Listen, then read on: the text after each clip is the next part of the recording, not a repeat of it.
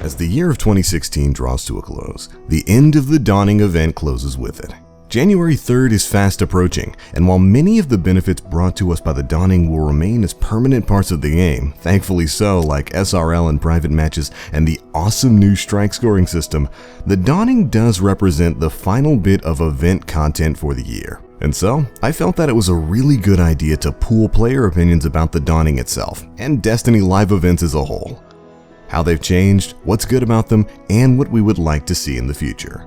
Destiny has now had quite a few live events to its name, from the original Festival of the Lost to SRL to Crimson Doubles and the Dawning, and each time the live team has attempted to bring us something new, fun, and worthwhile to the world of Destiny.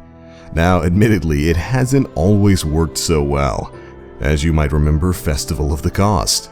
But sometimes these events have really been fantastic. And so I want to cover a little bit of what I personally consider to be the good and the bad in the Dawning, and then I wanted to turn it over and ask you guys how you felt about the event as well. The fact that you can get plenty of drops from just participating in races, including stuff like Aya Salunas and even Crucible Rep, made it a fantastically rewarding experience. Even if you don't like racing, or even if you don't like the new maps, the gear is simply too good to pass up. It provides an excellent incentive to players to keep on grinding in that game mode.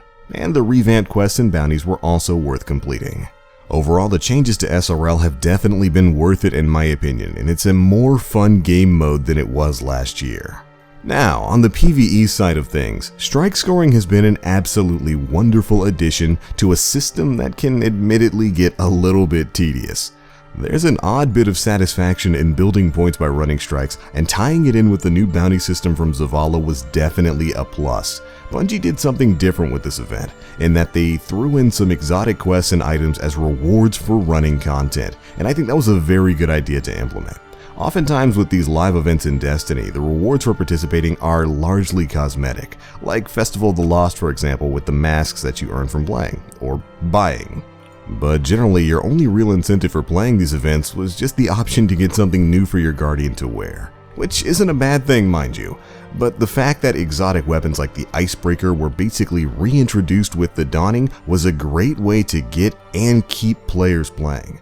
It really helped to make you feel like you were being rewarded just for playing. And that's exactly what Bungie should be going for with these live events. Reward people for playing the game. Now additionally, adding a new bounty system to Zavala that rewards you with exclusive gear was a very nice touch. I'm actually almost finished with the Dying Star set for my Warlock and it looks legit. Super glad that they brought some of those previously blue engram exclusive armor sets into the world of legendaries.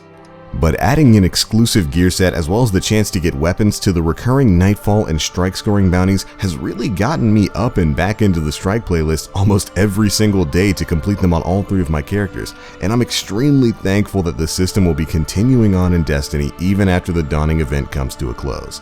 This was an absolute home run in my opinion. And to be fair, it is something that the community has basically been asking for since Destiny originally came out. Glad to see it was finally implemented in a great way with the Dawning. So things have definitely been more fair this time around, but some of my complaints about the Eververse transactions still remain.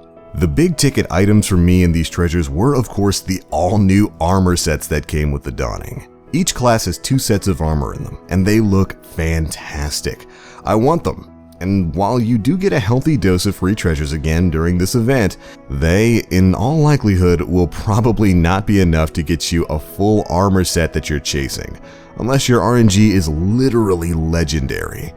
For the most of us, at some point we'll probably have to fork over some cash, and I guess that's okay. This stuff is mostly cosmetic anyway, but my big problem is simply that even if you buy these treasures, even if you spend money at the Eververse trading company, there's no guarantee of getting the thing that you want. It's the same problem that I've had with microtransactions in the past, like with ornaments from the Radiant treasures. It just never feels good to spend a bunch of money on something and then not get that something. So that's hopefully something Bungie will be able to figure out in the near future. But alright then Guardians, those are my basic thoughts on the Dawning event and how it stacks up in the world of Destiny. Ultimately, I really did enjoy it, and I do believe that it's the best thing the live team has put out thus far. At least in terms of Destiny events. And if they happen to use the Dawning as a metric for measuring events in the future, I think we'll have a good time ahead of us. But that's not the end of this. I want to get a read on you Guardians' opinions on the Dawning. What did you like? What did you dislike? Be sure to let us know down in the comment section below so that we can get a general consensus about how the community feels about this event as a whole. I really hope you guys enjoyed the Dawning. I think it's been a fun event, and I'm really looking forward to the next one. Maybe, just maybe, Bungie is planning something even better coming soon. You know, like revamping that old vaulted glass. Here's hoping. But alright, that's it for this one, Guardians. Thanks so much for watching, and as always, I am the Black Link. You guys stay frosty.